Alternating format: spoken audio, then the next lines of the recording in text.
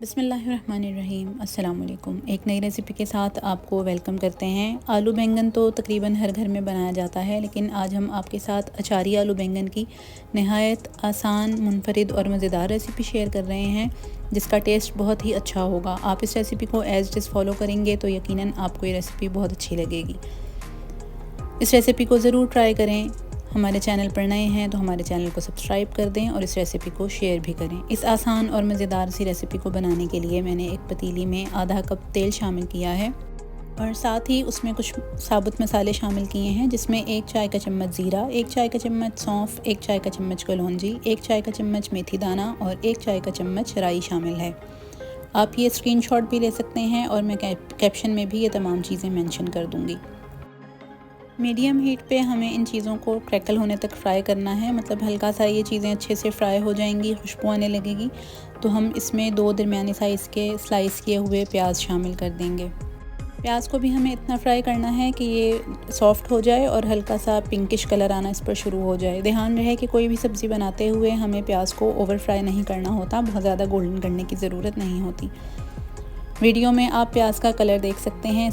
इस स्टेज पर मैं चूल्हा स्लो कर दूंगी और इसमें 1 खाने का चम्मच लहसुन अदरक का पेस्ट शामिल कर दूंगी। मेरे पास ये फ़िरोज़न है, आप चाहें तो फ्रेश या फ़िरोज़न कोई भी यूज़ कर सकते हैं। थोड़ा सा पानी शामिल किया है और चंद मसाले लिए हैं, जिसमें 1 खाने का चम्मच लेवल करके कुटी हुई लाल मिर्च है, 1 खाने का चम्मच धनिया पाउडर है, हस्बे ज़ायका नमक है और 1 चाय का चम्मच हल्दी का शामिल किया है।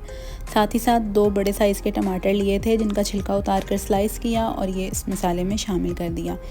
इस मसाले को अच्छे से एक दफ़ा मिक्स करेंगे और फिर मैं इसको पकने के लिए रख दूँगी तकरीबन 5 से 7 मिनट तक, ताकि ये टमाटर गल जाएं और अच्छा सा मसाला हमारे पास तैयार हो जाए।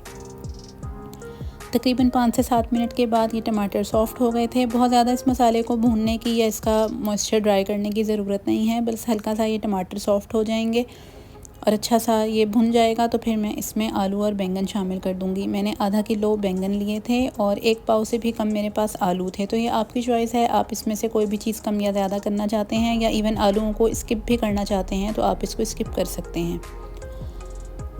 आलू और बैंगन शामिल करने के बाद अच्छे से इस मसाले में मिक्स कर देंगे। इसकी शेप जो भी आप काटना चाहते हैं वो भी आपकी चॉइस है। मैंने यहाँ पर लंबाई में बैंगन काटे हैं, तो आप इसको किसी भी शेप में काट सकते हैं।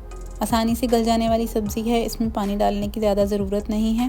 बैंगन अपना पानी रिलीज़ करेंगे, लेकिन अगर आपको ज़रूरत महसूस हो तो आप थोड़ा सा पानी इस स्टेज पर शामिल कर सकते हैं।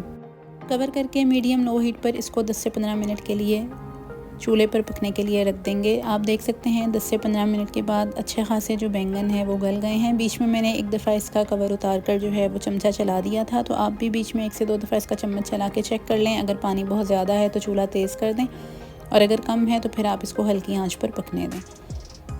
थोड़ा सा इस सालन को भूनने के बाद मैंने यहाँ पे 1 से 2 खाने के चम्मच पुदीना इसमें शामिल किया है। साथ ही साथ 2 से 3 हरी मिर्चें ली थी, उनको बीच से कट लगाकर वो भी इसमें शामिल कर दी हैं। इस खुशबू के लिए हरी मिर्च और पुदीना इसमें लाजमी शामिल करें। 1 से 2 मिनट के लिए इसको सिमर करेंगे और फिर सर्विंग डिश में निकाल कर इसको चावल और रोटी के साथ सर्व कर देंगे। सर्विंग से पहले आप इसके ऊपर स्लाइस में कटी हुई हरी मिर्च शामिल कर सकते हैं और लीमू के स्लाइसेस के साथ इसको सर्व किया जा सकता है। यकीनन ये रेसिपी आपको अच्छी लगेगी। इसको ट्राई कीजिएगा, हमें अपने फ़ीडबैक से आगाह कीजिएगा। अल्लाह ताला हमारे और आपके रिज़्क़ में बहुत ज़्यादा बरकतें अता फ़रमाए। एक नई रेसिपी के साथ हाज़िर होंगे, तब तक के लिए अल्लाह हाफ़िज़।